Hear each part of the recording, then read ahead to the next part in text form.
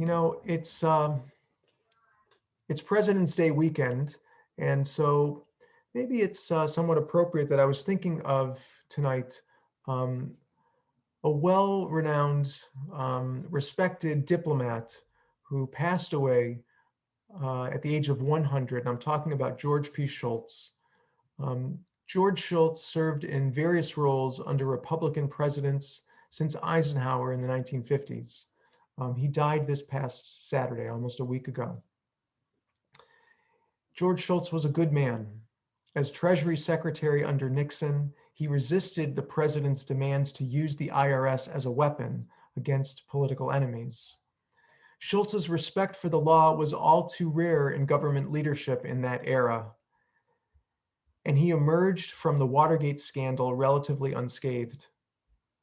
The Cold War was among the many global challenges when Mr. Shultz became Secretary of State in 1982. He reestablished trust with his Russian counterpart, Eduard Shevardnadze. How could he do that when tensions had been running high and the two sides, the United States and the Union of Soviet Socialist Republics, the USSR, hadn't communicated for decades? Shultz and Shevardnadze first met in 1985 at an international conference in Helsinki. Shevardnadze was newly appointed, and Shultz welcomed him warmly and publicly, which shocked those at the gathering. Over the course of some 30 meetings, they agreed upon the Intermediate Range Nuclear Forces, or INF, treaty. Within 3 years of its ratification, the two nations had eliminated 2,700 missiles and started a decade of verification inspections. It was the beginning of the end of the Cold War. Shultz was particularly proud of helping to liberate Soviet Jews so they could move to Israel or to the United States or elsewhere in the world. Many in the Reagan administration at the time wanted to keep the status quo of non-communication, insisting that nothing had changed in the USSR. But Shultz knew better, and he embraced one of the mitzvot in this week's parasha, Mishpatim.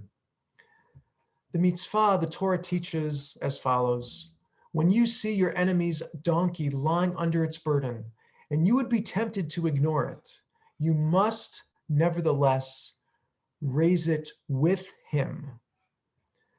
God commands us to work with our enemy, to see him in a new light through cooperation.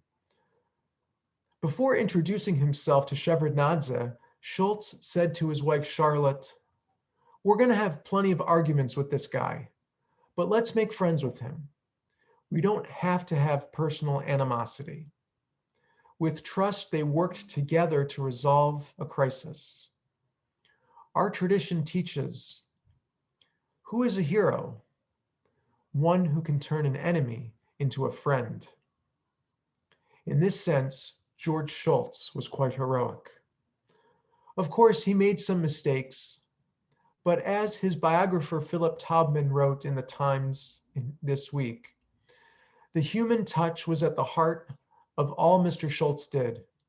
His gestures of kindness and respect seem almost quaint now, a throwback to a gentler age when venom was not the elixir of public discourse. May we incorporate kindness into our discourse, establishing respect and trust, even with those we call enemies. Thank you, everyone. Shabbat Shalom.